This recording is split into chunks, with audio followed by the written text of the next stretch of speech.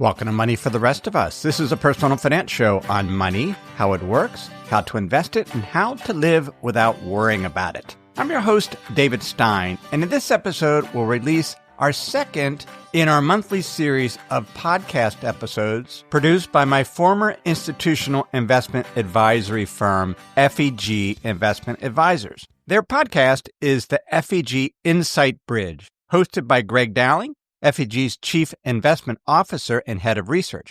Greg and I worked together for years as part of FEG's Investment Committee. In this episode, Greg interviews Howard Smith of Indus Capital. Indus is an independent, partner-owned asset management firm that focuses on Asian Pacific equities. Howard is a partner at Indus and portfolio manager for the Indus Japan strategies. He has spent almost his entire 30-year-plus career following and investing in Japan, including living a large portion of his adult life there. Warren Buffett, in Berkshire Hathaway's recently released shareholder letter, mentioned it had been 6 years since Berkshire began purchasing shares in 5 Japanese companies that he said very successfully operate in a manner somewhat similar to Berkshire itself. Buffett continued, "We simply looked at their financial records and were amazed at the low price of their stocks." Berkshire anticipates increasing its ownership in these Japanese companies. Yet, in previous episodes of Money for the Rest of Us, we've discussed some of the challenges Japan faces with an aging population, high national debt balance, and extended periods of stagnant prices. Japan is one of my favorite places to visit, so I was intrigued when FEG decided to dedicate an episode on investing there. Smith mentioned some of his favorite things about Japan, but this is his statement that really caught my attention. Japan is coming out of a long era of very low economic growth and low inflation, and kind of a loss of relevance in many respects. But I don't think that's a permanent state of affairs. And I think over the next 10 years, we're all going to be rather surprised by Japan. Smith addresses what he calls the false narrative that Japan is a difficult place to invest and doesn't really produce good returns. He also explains why he isn't worried about Japan's national debt and how it differs from the U.S. in that regard. Smith also addresses why he believes the Japanese yen is tremendously undervalued. Over the past decade, ending January 2025, the MSCI Japan Index has only returned 6.2% in U.S. dollar terms. In yen, however, Japanese stocks have returned over 9% annualized. In other words, a weakening yen lowered returns by 3% annualized. Japanese stocks have also gotten cheaper over the past decade, reducing returns by 0.9% per year. The MSCI Japan Index is selling at 14 times expected 12-month earnings, compared to 22 times expected earnings for U.S. stocks. So let's explore the case for investing in Japan as laid out by Howard Smith of Indus Capital. Before doing so, I wanted to share a few words from this week's sponsor, Asset Camp. Over 10 years ago, I left my former investment advisory firm and began teaching individuals the same asset class-driven investing approach I successfully used with clients. There was a problem, though. The critical investment data and tools that help me understand and make successful portfolio decisions were consistently gatekept from individual investors like me and you by exorbitant fees, industry credentials, and complicated interfaces. That's why I created Asset Camp, to give individual investors like you the essential tools and insights to invest smarter. Tools that cut through market noise, keep emotions in check, and help you confidently understand and navigate the stock and bond markets. Asset Camp is designed to help long-term investors like you navigate markets with clarity and facts, make informed decisions, and build confidence in your portfolio strategy. Asset Camp includes powerful metrics and tools such as stock market valuations and earnings data for 46 stock indexes, covering 99% of the global stock market, that allow you to identify opportunities and risks. Bond market yield, duration, and spread data for 28 bond indexes to assist with making smart fixed income decisions. And expected return models to forecast and stress test stock and bond market outcomes. With Asset Camp, individual investors like us can confidently understand the underlying drivers of our investments. We can look under the hood to answer essential questions about the stock and bond markets, just like professionals and institutions. You can try Asset for free for 7 days and access all the investment tools and benefits it offers. Sign up today at assetcamp.com. That's ASSETCAMP.com. Here's Greg Dowling and Howard Smith on FEG's Insight Bridge. Howard, welcome to the FEG Insight Bridge. Thank you for having me, Greg. It's great to see you again, and it's an honor to be on your podcast today. Would you introduce yourself and Indus? Absolutely. So my name is Howard Smith. I'm a partner at Indus Capital Partners. Next year, we'll be celebrating our 25th anniversary. The firm was founded in the year 2000 by a group of people who had been working with George Soros and Stanley Druckenmiller, investing in the Asia-Pacific equity markets in public equities. And that's what we've been doing for the last 2.5 decades. I am the Japan guy, so I run 2 dedicated Japan funds. And we have 2 other products that invest in the broader region, including Japan. So a total of 4 funds. So how did you get interested in Japan? I think it was very much a product of when I was born and the era in which I grew up, Greg, and maybe you have some similar sentiments through your early years. I'm thinking of like the 1980 song, Vapors, the Turning Japanese. Turning Japanese, I really think so, yes. I graduated in 1988 from college in the UK, and that was pretty much the peak of Japan's asset bubble at that time. This was the era of Japan as number one, when US auto workers were smashing up Mitsubishis and Nissans on the streets of Detroit. Japanese companies buying the Rockefeller Center and Pebble Beach Golf Course. So it was just a place that was very much in the news. I was an economics major. Everyone was telling me that, this is really different. They do things differently over there, and we've got a lot to learn from them. The West needs to kind of sit up and notice and learn from this country. So I really felt I wanted to spend some time in Japan. I got on a plane. I flew out on Aeroflot, which was the Russian airline, from London Heathrow, stop in Moscow on the way, and then I got to Japan in late 1988. Initially taught English because that's what a lot of people did in those days. The newspaper, the English language newspaper, had a section of like 60 pages in the middle for job ads, but for English teachers. That's how I began. And then started in finance with Nomura not long after that. And spent 4 years in Japan at that time, around the bursting of the bubble and saw both the peak and the beginning of the downslope after that. And that really triggered in me a lifelong love of Japan. My whole working career has been centered around Japan ever since. That's amazing. It's too bad, though, in school, they didn't tell you in 88 that the peak was going to be in 89. I know. Even as late as December 89, when the Nikkei was 40,000, everyone was saying it's going to 60 next year and then 80 and then 100. And they were, of course, inventing all sorts of exotic reasons as to why that was going to be the case and why valuations were going to continue expanding. And I think we've heard, various versions of that story throughout economic history. But I'm sure it won't be the last. It didn't quite pan out that way, and things sort of took a turn for the worst around 1990. And that period of the downslope, I think, really continued until about 2012, 2013. We had over 20 years of that. And the last 10 years have been much different and much better. And I'm sure we'll talk about that as we go along. Starting back to just culturally, I've had the opportunity to travel everywhere and a lot in Asia. I always feel like Japan is so different. Can you describe some of the cultural differences of Japan versus the West? It's been an advanced industrialized nation, since the end of the 19th century. So, Japan restored its emperor in 1868 and built a modern industrialized society in the final quarter of the 19th century. And of course, built a big military capability as well, which got Japan into trouble later on. So I think there's been a deep connection between the West and Japan for 150 years now. And I think that makes Japan culturally very familiar in many ways. First world country with wonderful infrastructure. It's incredibly clean and safe. The food is amazing. And that's not just Japanese food. That's sort of, French and Italian food as well. So at one level, it feels very, very familiar.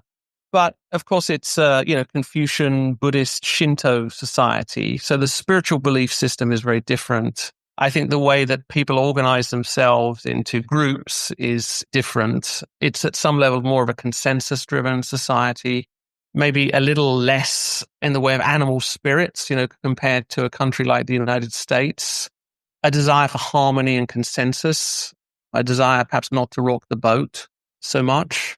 But behind that, there's a quiet determination and an ability to adapt and change. And I think one of the amazing things about Japan is that it's always evolved and reinvented itself and found a way to stay relevant on the world stage. And I think that's precisely the inflection point we face at the moment. Japan is coming out of a long era of a very low economic growth and low inflation and kind of a loss of relevance in many respects. But I don't think that's a permanent state of affairs. And I think over the next 10 years, we're all going to be rather surprised by Japan again. Not sure we're going to be talking about Japan as number one again in quite the same way that we did in the 1980s. But I think we're going to be pleasantly surprised by just how important Japan is as an economy and as a partner for countries like the US and blocs like the EU.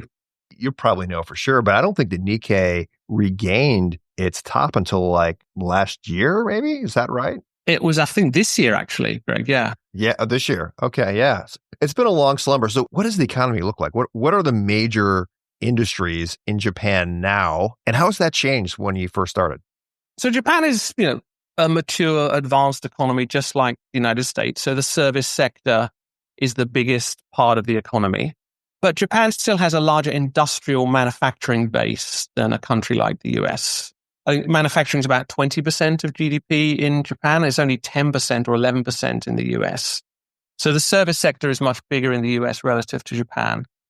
Japan is still a very big player in manufacturing areas like automotive.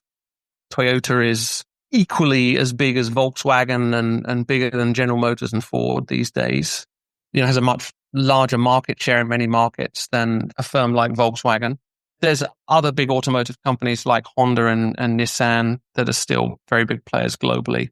It's an extremely big player in the semiconductor value chain. So the production equipment, the wafers, the intermediate materials, and increasingly, again, the downstream manufacturing of semiconductors themselves.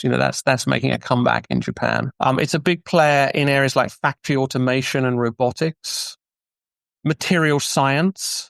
The Boeing 787 is mostly made out of carbon fiber produced by a Japanese company. So Japan is a leading player at the edge of lightweight, high tensile materials. And I think that's going to play an important role in areas like carbon reduction going forward as we try to decarbonize the economy. So still a very high-tech, high value-added manufacturing society, but also the developer and owner of a number of global brands. If you look at the video gaming industry and companies like Nintendo and Sony, they are global players in content for video games, and they are extremely dominant in certain niches. There's other Japanese brands like Uniqlo, which is a big clothing company that is making very deep inroads now into the US and European markets. So I think the soft power of Japanese brands, particularly consumer-facing brands, is growing. The Japanese are taking on the Swiss in certain areas with high-end watches, for example. Grand Seiko is now mentioned in the same breath as Rolex and Omega as a very important watch manufacturer. So I think in the sort of B2C area, Japan's making a little bit of a comeback. And of course, we saw that in the 70s and 80s with the Walkman and the original game consoles back then. So I think we're going to see more of that. But behind the scenes, in the B2B domain, particularly in semiconductors, I think Japan's going to be a critical player in the production of semiconductors. And that includes AI. No NVIDIA chip is going to be made without a lot of input from Japanese companies somewhere in that value chain. They're really important there as well. These are important industries for the future. It feels like Japan is kind of at that nexus where they need to be a part of this. And so I think that's helpful for people to think of. I think most people would go, okay, Toyota, what else do they do? There's so much on the robotics and manufacturing, advanced manufacturing that they do. When you come out of school, you're probably super popular. You're the Japan guy. And then nobody wanted to talk to you for, 20, 30 years. Maybe 20 years, because I felt like there was this resurgence in Japan when Abe became the prime minister, there's three arrows, Japan's going to rise and it's going to be amazing. And it kind of just fizzled out. Did those three arrows, did they just take longer to bear fruit? Like, talk to us a little bit about then and now, because it's, about 10 years have passed. I completely agree with that assertion, Greg. I mean, I think Japan was very ready for Abe at the end of 2012, beginning of 2013. Japan was a very depressed place back then. The stock market was at sort of post-bubble lows, around that time.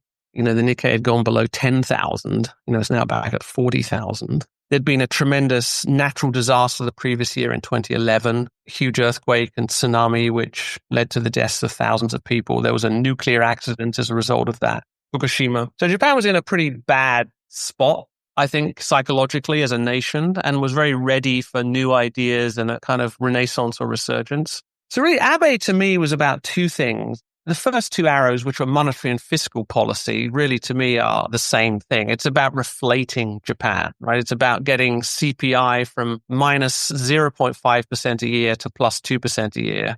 And with that, nominal GDP growth from effectively 0 to 2 to 3% a year. And with that, you would hope that companies start to develop pricing power again, that people have a different attitude to risk-taking, that the velocity of money in the economy picks up, that the half of household net worth that's in cash goes into riskier assets, all of these things.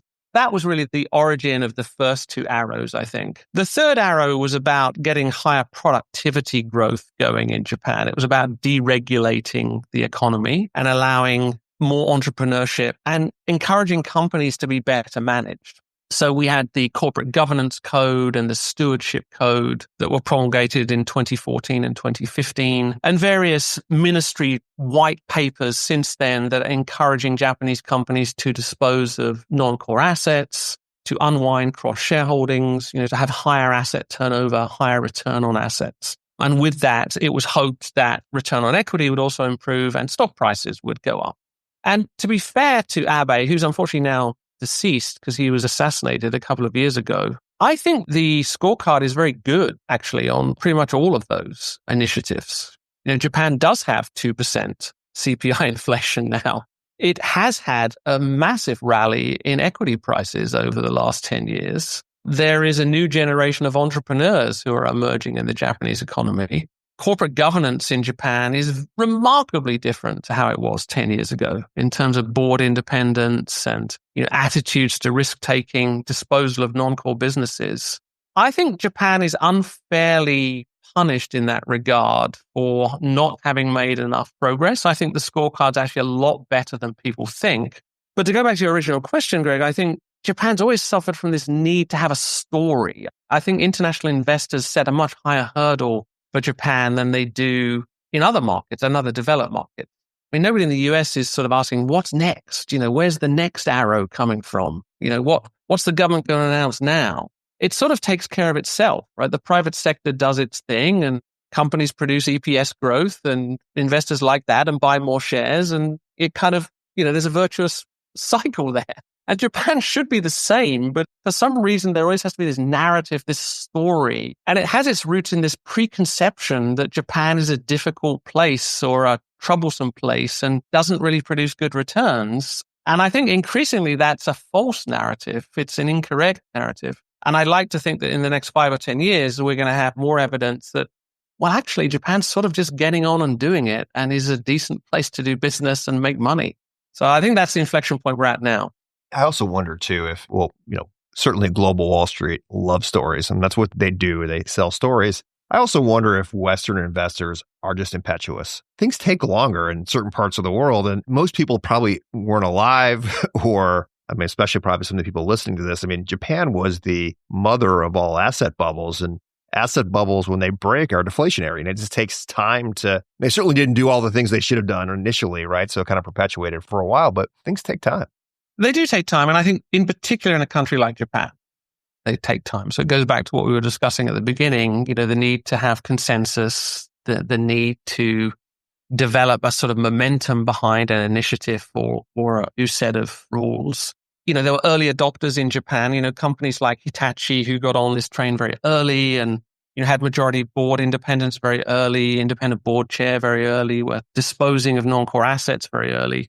But yeah, it took several years for other companies to notice that and start to behave in the same way. And there was, some pressure from regulators. There was some pressure from activist investors, certainly pressure from unwinding of cross shareholdings, because that changes the nature of the relationship between managers and owners of companies. So it probably did take a decade to come together.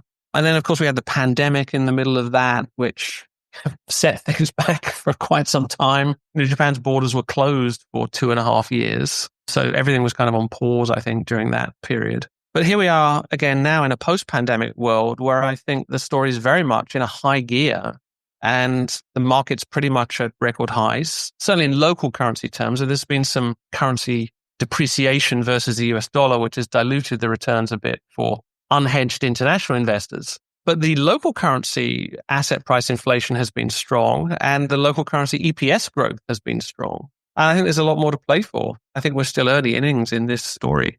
Kudos to you. I mean, you were one of the people, say maybe a couple of years ago, we're saying like things are changing, right? And you really need to pay attention to Japan. And it felt like kind of late last year or middle last year to up to about August of 2024, people were very excited. But it also seemed like some of that was because of Warren Buffett. Again, the story thing, like Warren Buffett bought some of the trading companies and then people were like, well, if Warren Buffett's doing it, it must be a good investment. So it felt like you were the popular person again. I mean, people wanted to talk to you, Howard. It was like you probably had more invitations to the dance than ever before. I think that's very true. I would agree with that. Although I think those discussions have exposed what I would call a decay in institutional knowledge around Japan, right? Because people haven't looked at it for 20 years. So you kind of have to go back to first principles and give people a refresher. You're often talking to a new generation of people who may not have ever looked at Japan before, because a lot of people of my generation who were involved with it have kind of fallen by the wayside or gone off to do other things. I agree with you. I think interest in Japan is very high, but I still sense skepticism and cynicism around Japan is quite high. And people are a little bit cautious around how best to express a view there, and maybe a little bit nervous around the sustainability of what's going on in Japan. And in the meantime, of course, the US equity market's been going on to set record highs. And, Japan's market cap is about 950 trillion yen, which at this exchange rate is around $6 trillion US dollars. That's two big Mag 7 companies, right? That's right. That's an NVIDIA and a Microsoft combined. That's the same size as 4,000 listed companies in Japan. That's part of it too, I think. There's been little incentive to be shaken out of this incredible machine that is the US equity market. But quietly, behind the scenes, in its own way, Japan is changing. Japan is producing higher returns for investors. I think we're going to see more interest and hopefully, more sustained interest in Japan rather than this sort of in and out flow of capital that, sees Japan as a place to park money for temporary periods while China sorts itself out or while there's a temper tantrum going on in the US or whatever it may be. But it hasn't tended to stay for very long. So that's what I'd like to see. I'd like to see more fundamental long-term commitment to Japan as opposed to kind of a trading place that is just a temporary home for capital. You mentioned this kind of earlier that AI is a big part of like Japan. They make a lot of the pieces and components and advanced manufacturing, robotics, you name it.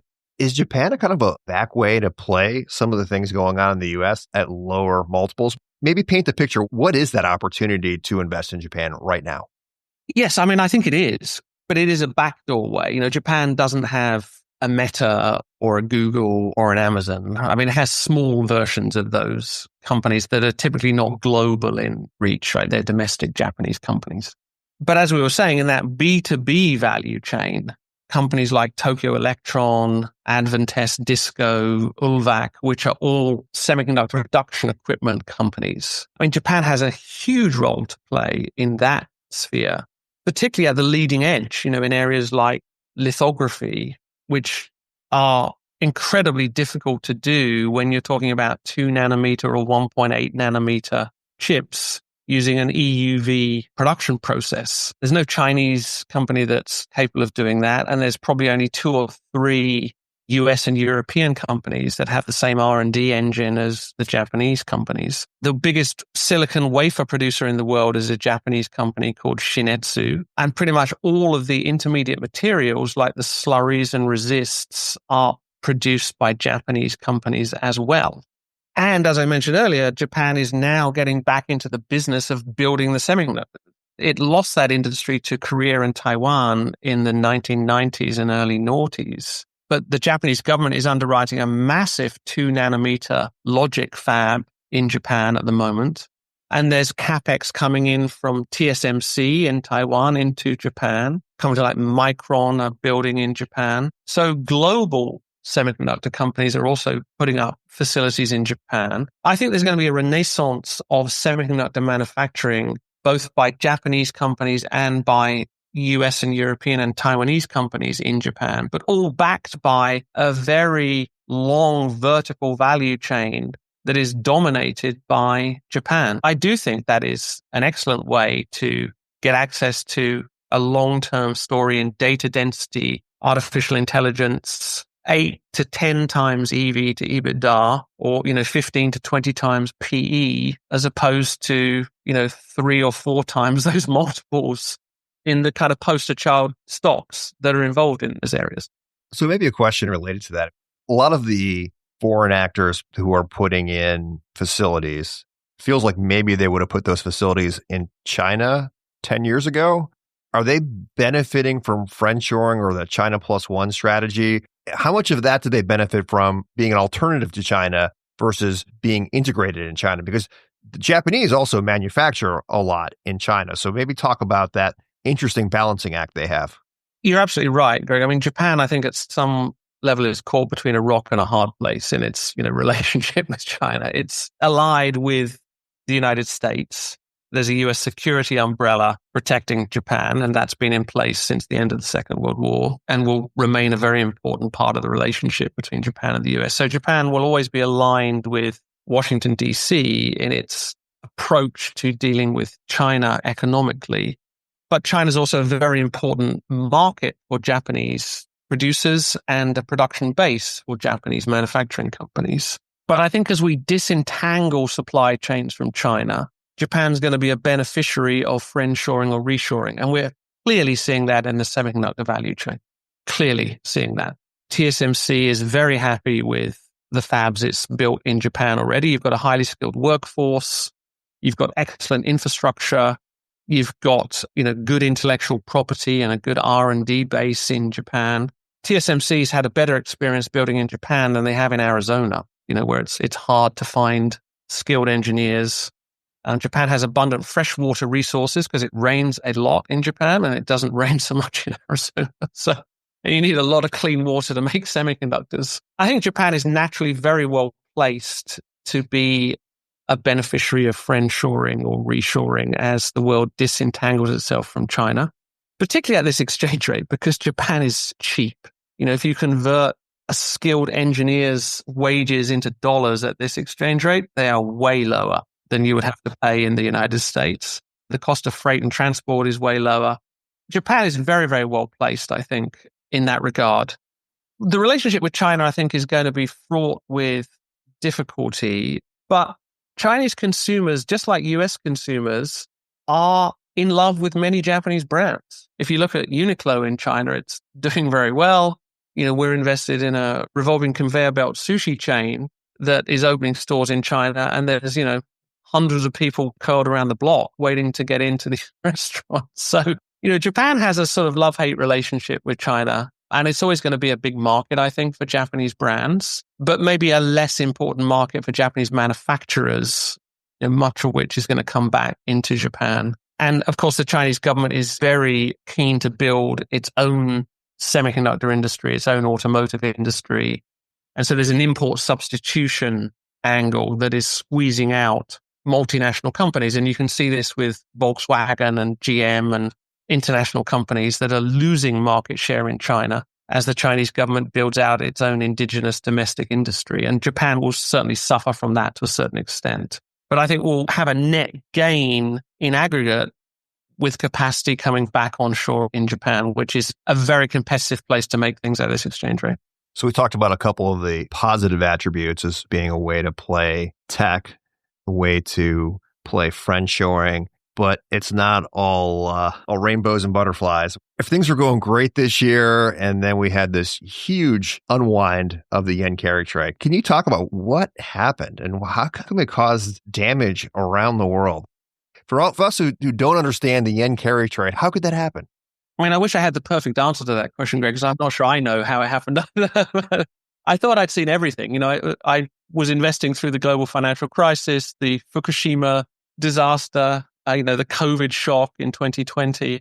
That 3-day period in early August actually exceeded all of those events in terms of the magnitude of the change. I mean, I think it tells you there was an enormous weight of capital playing that interest rate differential between the US and Japan. So, Japan still has 25 basis point overnight interest rates.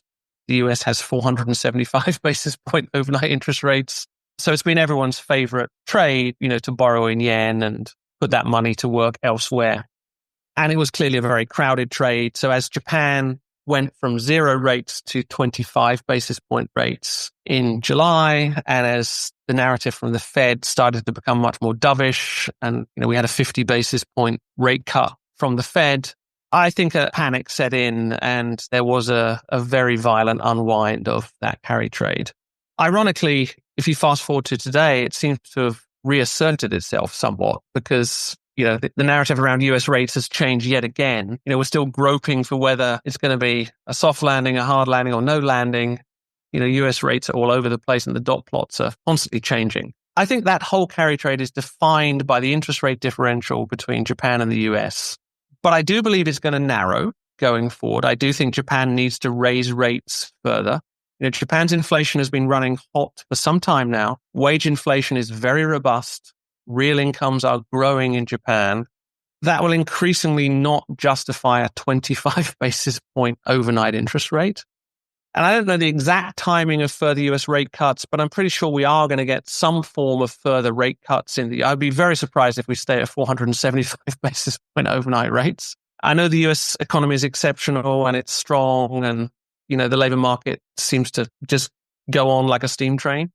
But I think we're in some gentle form of a slowdown here, and I think rates are going to come lower. So I still find the yen profoundly undervalued at this exchange rate. It's still at a 50-year real effective low. Anyone getting off the plane in Japan will see immediately that their, sushi lunch is $8 there and it's $32 in New York City. So something is wrong, with that equation. So I think the carry trade has to unwind further. I just hope it doesn't take place in such a violent, dramatic form as we saw in the first 3 days of August. A more gentle appreciation of the yen, I think, would be the most constructive development. But a year from now, I would fully expect the yen to be stronger against the dollar than it is today as rates narrow, as the differential narrows. Yeah, that was an interesting time. As you said, it was just like, everybody's Japan, and then like, holy cow, what's going on here? When I think about the U.S. and its fiscal situation, it bothers me. The only thing that makes me feel better is when I think about Japan's fiscal situation. Are the debt levels in Japan sustainable? I mean, I think Japan has the same issue as many developed countries, right? It's just a little bit further down the road. Its demographic pyramid changed a little bit earlier than it did in Europe or the US. But all developed governments are borrowing more money and running large budget deficits and increasingly have, a large stock of public debt that is growing as a percentage of GDP. The good news for Japan is that its rates are extremely low, and the vast majority of that debt is actually held by the central bank. It's not held by the private sector in Japan. Japan is a creditor nation. It doesn't run twin deficits. It has a large current account surplus. It's recycling capital and exporting it to the rest of the world. So it's not borrowing money in foreign currencies. It's not borrowing anything from the rest of the world. The debt is entirely owed to its own people and held on the balance sheet of its central bank with exceedingly low interest rates. If you look at net debt in Japan, it's actually been flat. Net public debt in Japan has been flat for several years now. And if you look at net debt X, that held by the central bank, it's been going down steadily for several years now. So I think the answer to your question Greg, is yes, it is sustainable so long as, nominal GDP growth and tax revenues are growing at a higher rate than real interest rates. Then I think you can sustain it for some time, or arguably indefinitely. And that, I think, is the inflection point that Japan faces. So I don't worry about the public debt at all. I worry more about the terms of trade, Japan being a big importer of energy and commodities. That, I think, has been another reason behind the weakening of the yen in the last 3 or 4 years, on top of the interest rate differential between US rates and Japanese rates. So I don't think the yen is going back to 100 or 90 anytime soon. I would expect it to be stronger, but I think the terms of trade have moved against Japan. It's actually running a trade deficit, but a large current account surplus because it has a big stock of overseas assets. I don't think Japan's trade position will improve particularly quickly. Although I think this reshoring and friendshoring will help, because once that capacity is built, a lot of it's going to be exported back out of Japan again. That will actually rebuild a stock of capital. That will actually rebuild an industrial base in Japan that could increase demand for yen in the future as the merchandise is exported. But I'm not worried about public debt. That isn't something that really figures into my mindset when I'm investing in Japanese equities at all. Yeah, those are two great points. It's not just the level of debt, it's the cost of service. And that's one of the things that Japan has going for it. Bring up a great point is that they have to import everything, energy, materials. And so that is definitely a risk. I wanted to ask you to maybe share a little bit of the story, the information around. I think this is absolutely fascinating. I believe it's originally a Texas company, 7-Eleven, who is now a Japanese company who is being approached by Circle K. That's how most listeners would know of the company. And how that's kind of testing sort of the governance and the openness of Japan right now. I just think this is such a fascinating story. I couldn't agree more, Greg. I think it's absolutely fascinating. And I think it's a really important litmus test for the market for corporate control in Japan. What you're referring to is a Canadian company called Couche-Tard, which is best known for the Circle K chain of convenience stores, which is attempting to acquire a Japanese company called 7&I Holdings, which runs the 7-Eleven chain. And you're quite right, Greg. 7-Eleven was originally a company from Texas that was acquired by this Japanese company in the 1990s. So it's sort of come full circle. We now have, a North American company. It's not it's Canadian, but it's a North American company trying to acquire a Japanese convenience store chain. This to me is testament to how the relationship is changing between owners and managers of Japanese companies. The shareholder registers are much more open. Japanese managements are being held much more accountable for the way that they allocate capital, the way that they produce returns. Asset managers are voting against senior management of Japanese companies and publishing those voting results. Activist investors are much more present in the Japanese market now than they were historically. And 7&I Holdings, which is the target in this case, had an approach last year from a large US activist investor, which they managed to fend off at the AGM, albeit under something of a cloud, and with support for the activist proposals that were rather higher than the management would have liked. But they managed to bat it away only, a year later to see a strategic buyer come in from Canada, who are essentially saying the same thing, which is, look, you haven't created enough value. Your stock is too cheap. You're vulnerable and you need to do a better job. It's really the same coin, actually. Explain or describe what a 7-Eleven is like in Japan. It is so different than what we kind of see in an American convenience store. It's like a cultural phenomenon, right? It is. 7-Eleven or convenience stores in general in Japan are deeply woven into the fabric of everyday life for Japanese citizens, whether they're living in rural areas and driving to the convenience store, or whether they're, working in downtown Tokyo and getting lunch at the convenience store. You'll see a lot more private label merchandise in the stores in the form of food, so beverages, things like confectionery, desserts, very high percentage of in-house private label merchandise. Generally, I think you'll also find the stores are a lot brighter and cleaner than they are in the United States. I would much prefer to eat at a 7-Eleven in Japan than in the US. Yes. I think the merchandise is generally of a much healthier nature than it is in the, I think you still have your sort of, your Snickers bars and your Haribo gummies and things. The roller dog, Yes, the hot dog that's perpetually spinning and cooking. That's right.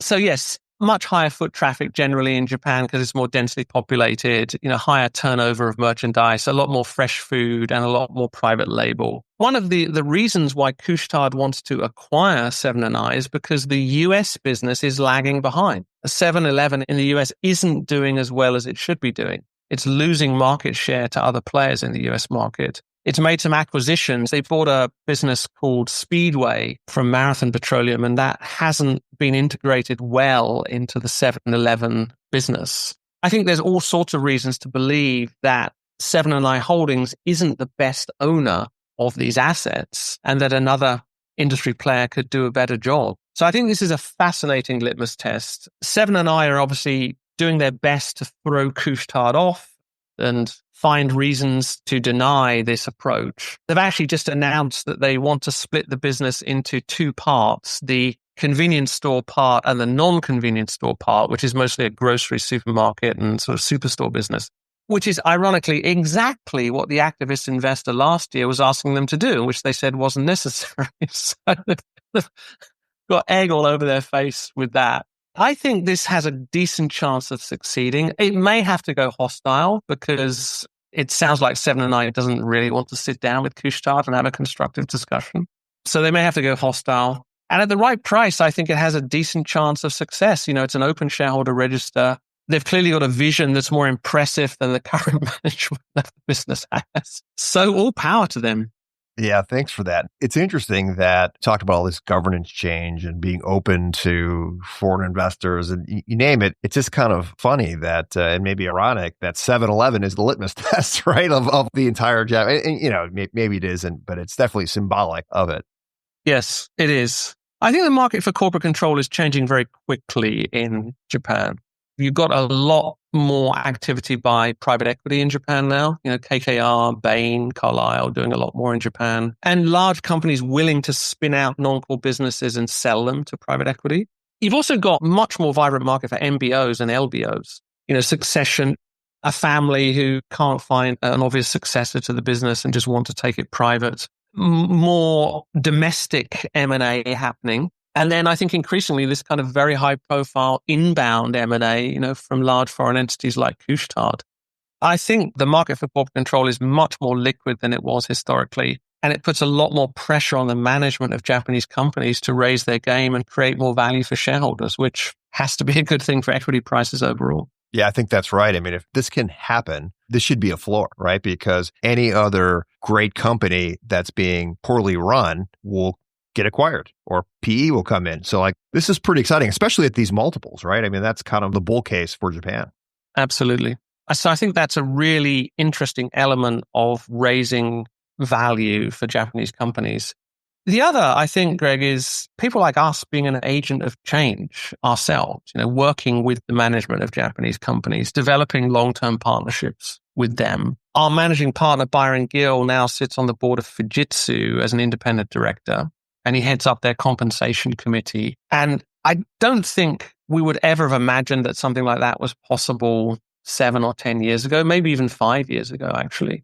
So the amount of time we're spending now in the boardroom, putting PowerPoint decks in front of boards and writing letters to CEOs and CFOs, it's profoundly different from what we were doing a decade ago. And I think the receptivity to that kind of engagement, that kind of interaction is way higher than it was in the early years of my career in Japan. So that's another reason to believe that companies are going to improve capital allocation and raise the value of their businesses. I think that maybe speaks to something you bring to the table as well, right? As there's this new openness, I mean, it's still a great culture of respect, and you've been there for a long time. You speak fluent Japanese. You're not this cowboy kind of just flying in who doesn't understand the culture. You get it.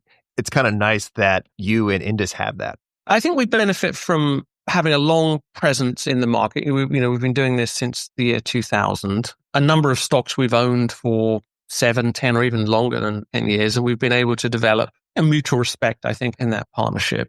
we've got boots in the ground in Tokyo and also, a team of analysts looking at Japanese stocks from outside who have more of a global perspective and I think can juxtapose a Japanese business versus a US or European business. So I think the symbiosis of all of that is quite powerful. But you're absolutely right. I think the kind of balance sheet activism, the quick in and out, pay me a big special dividend, and then I'm gone, that doesn't resonate well in the boardrooms of Japanese companies. So the more constructive, thoughtful, operational activism is the kind of approach that's going to ultimately generate higher returns, I think, in Japan. But you've got to stay the course. Sometimes got to learn to live with a lot of volatility and some setbacks, from time to time. So duration matters. But ultimately, I think the pot of gold at the end of the rainbow is a large one because Japan is still so mispriced and so misunderstood. All right. Well, let's close with a few things. So people who are interested in Japan, are there any books or anything that you would recommend or anything they can watch to kind of learn more about it? I've got two that I'd like to recommend. One is a very serious business book, and the other is a little bit more lightweight or different, let's say. The business book is by a professor of Japanese business at UC San Diego, Ulrika Schada, and it's called The Business Reinvention of Japan. She's written many books on Japan, but this is her latest, and I would argue the best book that she's written. And it really dives deep into two areas. I think one is how Japanese companies are so good at adapting and changing. It touches a lot on the corporate governance changes that we've been discussing and how they adapt to changes in international markets. But it also talks a lot about the R&D engine and the intellectual property that Japanese companies have and how they're such critical players in often very niche segments or markets. You'll find Japanese companies with an 80 or 90% global market share in somewhat obscure technology or business where the barrier to entry is extremely high. And if you take that little cog out of the machine, everything falls apart. So I think in this book, she does a really good job of describing the relevance of Japan in areas like the semiconductor value chain that we discussed earlier, and how going forward, that's actually a really big opportunity for Japanese companies. The second book is written by a fellow Brit. It's a guy called Chris Broad, and it's called Abroad in Japan. And he went to Japan in 2012 and a little bit like me, started life as an English teacher in Japan. He was actually teaching at a high school up in northern Japan, but he stayed on and he's now got a very big YouTube channel with about 3 million subscribers. So you can watch it on YouTube. His channel's called Abroad in Japan. And it's done in this very humorous way. Not too serious, but I think it's a really interesting window into life of someone who grew up in the West and is now living and working in Japan and all the kind of cultural idiosyncratic elements of life there that we discussed earlier. It's a very good read. It's very funny in places, a little bit vulgar in other places, but I think it's definitely worth reading. Not a business book. You're not going to learn a lot about Japanese business in this book, but yeah, I would call it a beach book. So I'd like to recommend that one as well. All right. Those are good. All right. Lightning round. Godzilla or Japanese anime? My formative years were in England in the 1970s, Greg, where I grew up on a diet of American cartoons. I was watching Wacky Races and the Flintstones and Deputy Dog and Scooby-Doo. So I think if I'd been born 10 years later, I might have got into Japanese anime more. But my exposure to animated content was very much American. And I never really made the leap to anime. I also grew up loving King Kong, which I think is kind of the Western version of Godzilla in some ways. And of course, they battled each other in certain films, right? So I'm going to go with Godzilla over anime on that one. Yes. Sushi or yakitori? Again, I think this is the Englishman coming out in me, but, cooked food over raw food probably most of the time. Overcooked food. That's the English version. Overcooked food, right? That is changing at the margin. We should do another podcast about that. We're going to go with yakitori on that, yes. Yakitori. All right. Because you're fluent in Japanese, why don't you close us out? Say goodbye or something in Japanese. Well, I'm going to say thank you for your attention today and goodbye. 今日の話を聞いていただいて誠にありがとうございます。またよろしくお願い申し上げます。All I know is sayonara. Is that Sayonara is sort of informal way of saying goodbye. I said it in a slightly more formal business way. I'll do the more informal way. Sayonara. Japan is back. Shogun is back. It's the time. So, hey, Howard, thank you so much for your time today. Thank you, Greg. I really enjoyed it. If you are interested in more information on FEG, check out our website at www.feg.com. And don't forget to subscribe to our communications so you don't miss the next episode. Please keep in mind that this information is intended to be general education that needs to be framed within the unique risk and return objectives of each client. Therefore, nobody should consider these to be FEG recommendations. This podcast was prepared by FEG. Neither the information nor any opinion expressed in this podcast constitutes an offer or an invitation to make an offer to buy or sell any securities. The views and opinions expressed by guest speakers are solely their own and do not necessarily represent the views or opinions of their firm or of FEG.